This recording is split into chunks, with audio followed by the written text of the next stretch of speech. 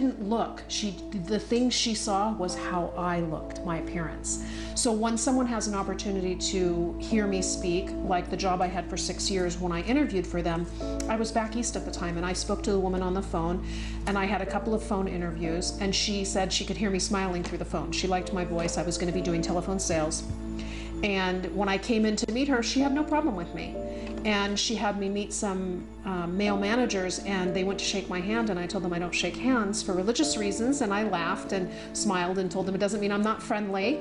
And they smiled, and it was fine. They wanted to shut the door for their interview. I asked them to keep the door open because it was just 2 of us. No problem. And I got the job. And I was there 6 years. I moved up from a sales position to a sales management position, and from a sales management position to a director's position over 3 departments. So it's not a matter of being a covered Muslim. It's a matter of getting an opportunity to see past the cover. And you can't guarantee that everybody's going to be fair or just in that. And that's where the problem comes in finding a job in America today.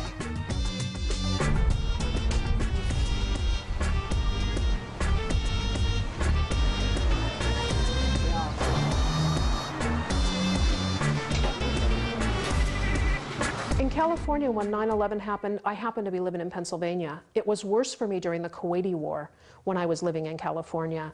I had people run me off the road.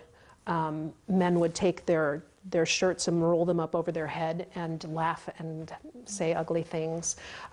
It was bad. The women in the community, in the Islamic community, couldn't go out at night by themselves. People were abusive. But during 9/11, I happened to be in Pennsylvania at that time working in a big corporation, and the people were very kind with me. They knew me from working with me. They said, "Do you want us to take you home? Are you sure you're going to be safe?" They were really, really nice. So it was completely different seeing how it was handled in the Kuwaiti War and how it was handled in 9/11. By 9/11, there were a lot more Muslims in a lot of different areas, and I think people start, now they see us and they're like, "Oh, okay." Back when I first started wearing my scarf 20 years ago, 24 years ago, I mean, it was mothers bringing their children away from me in a grocery store thinking, I don't know, I have guns with me or something. I don't know what they were thinking. And I would say hi, and I would speak in English, and they'd be shocked. And I'm like, I'm American. I just dress like this because of my religion. Don't be scared. And I would try to talk with the kids or the parents. Some people were understanding, some people weren't, but it was very different when I first started wearing my scarf because there weren't large Muslim communities. Today, it's very different. You find Islamic stores, you find markets, you find people, you find communities where, it's so common that people don't look twice. It's like, okay, whatever. So it's a very different world today than it was 24 years ago. أعوذ بالله من الشيطان الرجيم بسم الله الرحمن الرحيم. I started learning about Islam from an Arab-speaking gentleman who was translating from Arabic material into English material. So they had very few people in California when I embraced Islam in our community, and then the community started to grow. So as it grew, and they reached out to other, chapters of the Association of Islamic Charitable Projects, AICP, the organization where I learned from. They sent me to someone who spoke English and had materials in English, and they retaught me about the Tawheed and the Fiqh. And then I took that material and I started teaching. And then over the years, I've helped edit the summary of the obligatory knowledge in English. I've worked on several documents for our association on the editorial staff. So I've learned from many people, especially Sheikh Samir al-Qadi, who was living in Pennsylvania at the time that I was there. So for 5 straight years, we got Islamic teaching. I've been teaching Islam since 1988 to non-Arab speakers, and I teach them the Tawheed and the Fiqh. So I teach them the basic belief and the rules of the religion. And I've been doing this, like I said, since 1988. I've had large classes, small classes, one-on-one. I've done it on the phone. Today, I teach 2 classes. I take 1 class and teach 2 classes. So I have some college girls that I'm teaching now. They were raised in an Arab home, but not a Muslim Arab home. So they never learned their religion until their 20s. Assalamu alaikum, my name is Hudson. I'm living in California. I'm planning on getting a bachelor's degree in biochemistry and molecular biology by 2013, and I plan to go on med school after that, inshallah. I met Kokab when she started teaching me Islamic lessons, and she's a very friendly, mashallah. She's a great woman, mashallah. She's very happy, always smiling, yeah. I think it's pretty spectacular that Kokab, as a Muslim convert, is teaching me, a person who's born Muslim, Islam. It's a real accomplishment for her, I think, mashallah, and inshallah from the knowledge I learn, I'll teach other people someday as well. Assalamu alaikum. My name is Layla Divini. I was born and raised in California, and currently I'm teaching, but I'm going to be going to graduate school next year. I first met Kokab because we were interested in taking lessons about Islam, and she became our Islam teacher. Well, being born and raised here and spending a lot of time, obviously here in California as a Muslim, I think a lot of people have many questions about Islam, especially post 9/11. They want to know a lot of information. I think a lot of people are apprehensive, and it takes time for them to get used to the idea of Muslims being part of American society. I think that American society is composed of not just one religion, but many religions, and people are more interested in learning more rather than fearful, I think, for the most part. People are concerned, or they have a friend or somebody from school, and they're like, can I bring them to one of your lessons? Can we talk about this? Can you answer their questions? So it's, we try to do it as informally as possible to make people feel comfortable about talking about things they don't know about. So teaching the religion is a rewardable deed. So anytime you have the opportunity to do it, it's good. Kokab has been a great teacher, and her knowledge base is quite extraordinary. She has a lot of knowledge, and if she can't answer a question, she always asks somebody else for us. I also teach a young married couple. The girl has been Muslim for quite some time, and her husband embraced Islam recently. So I've been teaching the two of them together. So she's reviewing and he's learning, and it's a really nice experience. I enjoy teaching them. So I teach 2 classes. I teach them at the Islamic Center in Anaheim, California. And I've also taught lessons in my home. I've taught lessons in other people's homes. So it's been a long period of teaching. Sometimes I have more classes than other times. I've known Kokab since I was 7 years old. My friends, my uncle, my family, they were all her friends also. She came in to join us, and we took lots of care and support of our Muslim community. I've always went to her house, you know, helped her with her kids. Before that, she taught me. MashaAllah, Bismillah alayha, Kokab, she converted to Islam with, you know, all her will.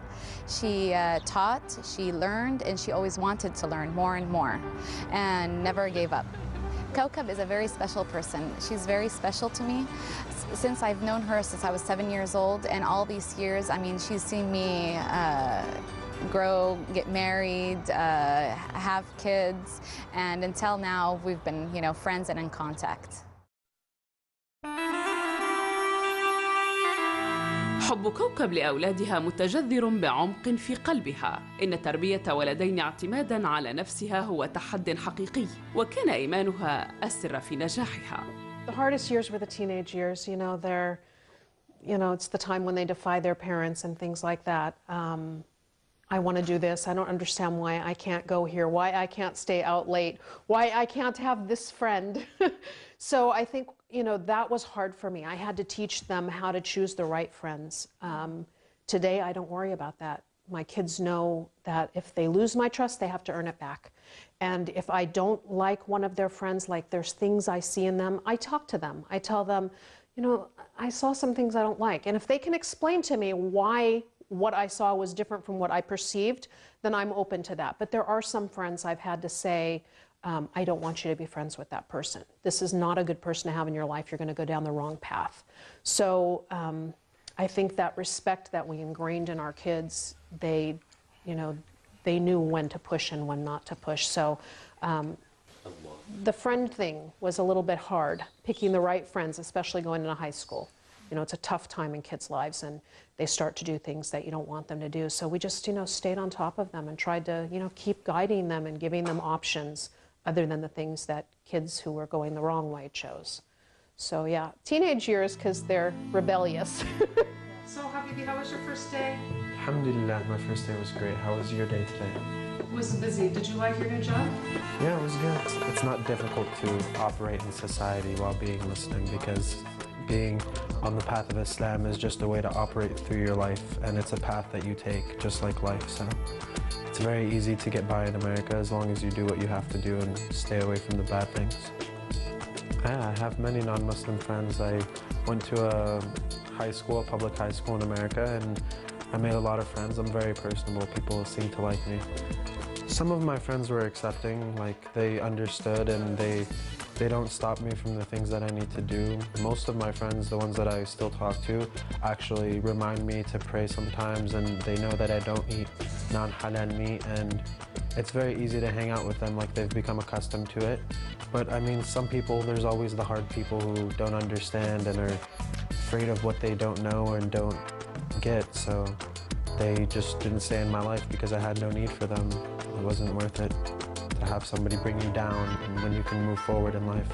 Just being a good Muslim has helped extremely while I'm down and not feeling as if I have a way out of things, just reminding myself to pray and do the good deeds, and it really helps you. It really gives you motivation in life to get out there and fix yourself and to better yourself in many ways. You know, it's funny, most people don't know I'm Muslim when they meet me because I'm so, like, a normal guy. So, like, later on, they'll find out, like, I'll say something, or I don't eat this, or I don't do that, and they'll be like, what do you mean? And I'll be like, oh, I'm Muslim. And they'll be like, no, like, no one believes me. So, but, and they accept it, like, immediately, because it's such a non-issue, because I act like them so much that it doesn't, like, register. Like, I don't come wearing a turban or, like, doing, like, siwak all the time in front of them, so they're not, like, surprised. Like, they're just a regular guy.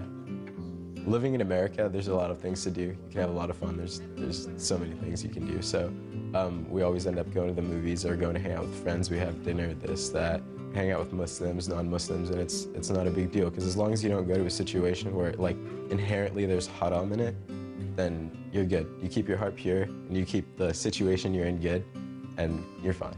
When someone's not a Muslim, you always feel like there's that emptiness. And so, like, when they see it in us, they're just like, oh, like, even other Muslims, because me and my friends, like, we follow more than most people, so they see us and they say, like you guys are so good together, you're good friends, you do this, you do that, you always advise each other. So they want to be like us, and it's cool. It's a really nice environment to be in, and it's nice to be, like, the person you are all the time. The way I was raised is the way I'd like to raise my children. So I think that, you know, as long as I find a woman who's as good as my mom or better, and I turn out like my parents, then inshallah I'll raise my kids just fine. سلام هي حتى مطلع الفجر صدق الله العظيم. Sayyidina Ali said, like, that people are asleep, like most people are asleep, and when they wake up, like when they die, that's when they wake up. So I think, like, if you can live your life as if you're awake, that's the best thing you can do, and Islam is what provides that. If you really follow the religion, then you can be awake all the time.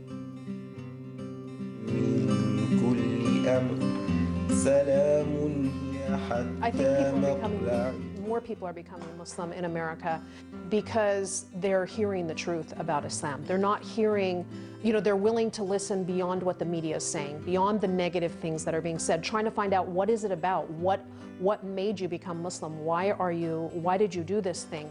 Because they used to think it's something from the East, it's something from those people. And now when you see, you know, blonde hair, blue-eyed people becoming Muslim, you see, you know, like your neighbors are Muslim, you see so many Muslim people, you're like, what is that? I think that's why. I think it's the era of getting knowledge, of being willing to talk with people instead of fearing them. I'm very happy to be Muslim. I'm very happy to be in America as a Muslim. I don't feel uncomfortable with being Muslim. There are things that are difficult, like finding work, especially now. It is difficult for a Muslim to find work today. But but I don't regret ever becoming Muslim. I don't regret raising my children Muslim or being a practicing Muslim walking in the community. It's a good thing. It's not an unhappy thing at all. Allahu